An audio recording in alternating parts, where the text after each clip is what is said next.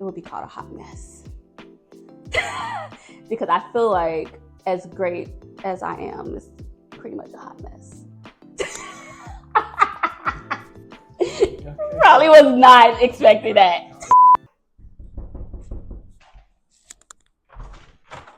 Oh, hey, welcome to my home. Hey, we're here for Brewing with LaKeithea. Oh, come on in. I was just now getting ready to make a cup of coffee.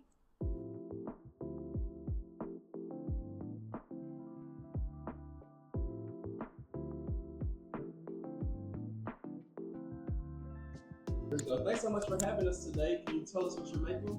So today I am making a lavender coffee, which is my absolute favorite. This is one of my drinks I make first thing in the morning because I can set some intentions over my lavender coffee before I get my day started. Love it. So, if you don't mind finishing this sentence. When I sip my coffee, I feel calmness. I feel calmness. I feel peaceful. I love a hot cup of coffee. It is my favorite thing.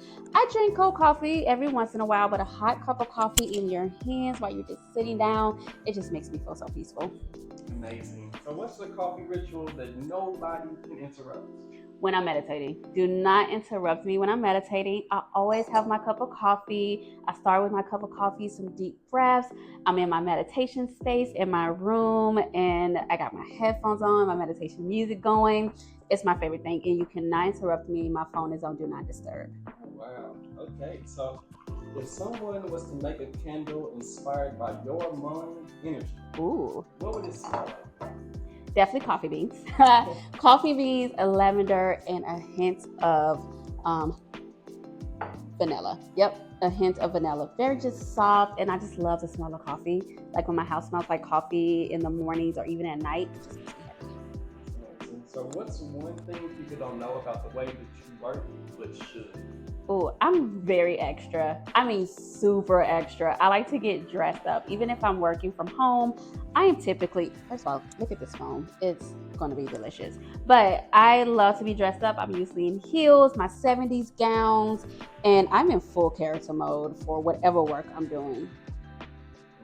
So what's your go-to excuse when you really just want to stay home and drink coffee?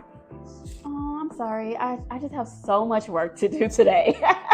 That's my go-to. My friend's probably going to catch on now when I say that. I'm usually just sitting on my couch watching Baby Daddy and drinking a cup of coffee. You said Baby Daddy? Who was that?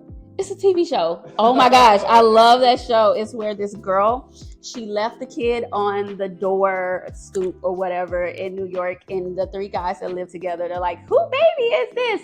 And then they all raise the baby together. It is the greatest show. It's very dry humor, but I love it. It's my favorite.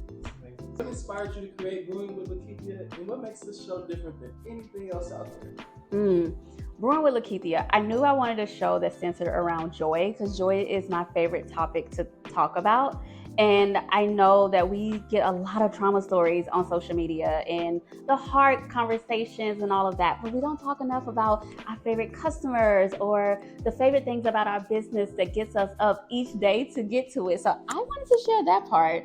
And I think coffee connects us all, and it's so social in other cultures and talking to people. So I wanted to do that here. And We'll turn back to something about you in particular. So what's the most Nashville thing about you? The most Nashville thing about me. Oh, that's a good one. I think maybe the way I describe where I'm located. I think that's the most Nashville thing about me, because I was talking to my auntie once and she was just like, what the heck is Germantown? And I'm like, we're in North Nashville. So when people talk about Nashville, like, I know the landmark. Like, if you tell me you out south, I know where you are. If you tell me you out east, I know where you are, and I know where we hang out at. So all of these Westwood, Houston, 12 South, all of that, I don't know what that is. Yeah. And so you can think back in your life, what moment did coffee become like this love story for you and not just something you think? Ooh, oh my gosh, that is a really good question. I think I've always had a love session with coffee. I started drinking coffee in college, and kind of two things. I started with Starbucks. We all start with Starbucks, right? We in college, we got to study. Somebody's like, here, just drink this. But then my old managers, they always had a pot of coffee. And I loved watching them, and it brought me back to like being around my grandmother and my great grandmother. When they make a pot of coffee, they pour it, you have your milk. And it was such a ritual, you sit around, and it became a thing where like in the mornings before work started, we would come together, we would make coffee, we would talk. I think that's when I fell in love with it. It was just like, it was more so the ritual than the actual coffee that I fell in love with. And then I think COVID helped me fall in love with it more, because I realized being separated from people, the one thing that connected me with people was coffee. So I used to do like little virtual things or little virtual coffee making classes online, and I used to host like journal classes, meditation classes online. I always like, go grab your coffee, and people got really into it. So I think for me, it was falling in love with the ritual of coffee that brought me closer to people. And that's when I fell in love with it. Now the taste, I fell in love with a long time ago. I'm obsessed. Brewing with LaKeithea had a signature drink. What would be in it and what would we call it? Oh my goodness. What would be in it and what would we call it? It would definitely probably be... Oh, this is a good one. I should have pre-answered this question. I think for me, what would probably be in it, and I know this sounds crazy, but I'm obsessed with candy corn, right? Like I'm super obsessed with candy corn, and I have candy corn syrup and a hot coffee with some candy corn and a little bit of rum. I know, trust me on this, because I've made it plenty of times. So you do the froth, you put your little candy corn in there, and then you do your coffee, a little rum, little shots of rum. It would be called a hot mess. Because I feel like as great as I am, it's pretty much a hot mess. Probably was not expecting that. Listen. But, okay. What's something that you always tell your clients or yourself before a big moment? What's going to happen is going to happen. I think that is the biggest thing. As a publicist and someone who loves storytelling, which is interesting because being in this space, you're like, it's got to be perfect. Everything has to line up the same. But I always tell my clients, like, hey, we here. So what's going to happen is going to happen, and we learn from it and we move forward, but we do the best we can in the moment. As long as you are intentional and present in the moment when you're creating, that's all that matters. Also, let me go back, because I just realized I think my drink will be called spicy.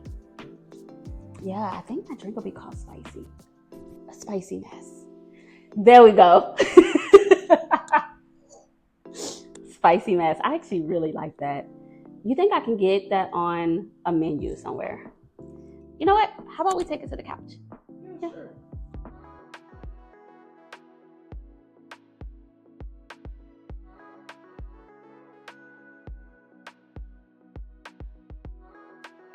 So, if your life had a barista tip jar message, what would it say? Stop letting people play in your face. My friend, we say that all the time. Like when I'm telling her a story about something and she wants to remind me that I am who I think I am positively, she always say, quit playing in my face. So sometimes we just gotta stop letting people play in your face. Okay, now this question is for me. Am I supposed to drink the rose petals? Okay. They are edible, so you can drink the rose petals. I typically would sip around it, but like the lavender I will, but the rose petals can be a little bit much when you're trying to eat it and drink it. Okay, just asking for myself. Yeah, asking myself. So what's one thing people misunderstand about you? Oh my gosh, people think I'm serious when I am the goofiest person that you will ever meet. I love making people laugh. I love being just very lighthearted and free. And for some reason, people think I'm very until they meet me, they're like, oh, you are extremely goofy. It's absolutely insane. I'm very goofy. Okay, so when you first wake up in the morning, before you have your coffee, what's the first thing you do in the evening? I pray and I thank God. Seriously, I thank God, I pray, and I just say thank you for this home, this space, and letting me see another morning. I'm typically saying that as I'm walking to the coffee pot, though. Let's be real. All right, so if you could paint the perfect picture of your coffee shop, what would it look like? And you get bonus points if you include the sound effect and some kind of smell. Okay, so it is going to be very eccentric. That is my style. If you ever really see my home, nothing really matches, but it matches. And it's just because I like little pockets of things that make people comfortable. So it'd be very colorful, very warm. It would definitely have a record player in this coffee shop. It would have a record player, and the song, oh my gosh, it would be way too many, but I think maybe Bubbly by Kobe Kelly. Oh, damn. I don't know it in the top of my head right now, but I love that song. We're going to find that song. Can we find that song? That would be definitely the soundtrack. Huh. You gotta know that song. Yeah. Yes! Okay, I love that. All right, so you're hosting a brunch. Mm-hmm. Which 3 fictional characters are at your table, and what coffee are you serving? Okay, Edward Collins, because I'm obsessed with Twilight. I have been obsessed with Twilight for a long time. He can leave Bella. Like we don't really need Bella at all. Edward Collins can come because I have questions. And then I also want to know how to fly as a vampire. So Edward Collins, the little teacup from Beauty and the Beast. Oh my God, like I love the little teacup, and I'm like, can I pour coffee in your little teacup? And we just talk. Oh my gosh, a third one. Can you just be a real person? You can be a real person. Gabrielle Union. She's a lot of fun. She is such a vibe, and if you ever read her books, she's just a vibe. And I know that she would probably taste a spicy mess drink with no problem. She probably would enjoy talking to Edward in the teacup too. So, yes, Gabrielle Union. Okay. Now we got your fictional characters that you would sit with at the drink coffee shop. Yes. Now, flip the script a little bit. What's your go-to hype song when you need a boost?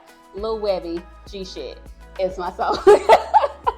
I play that every day. That is my hype.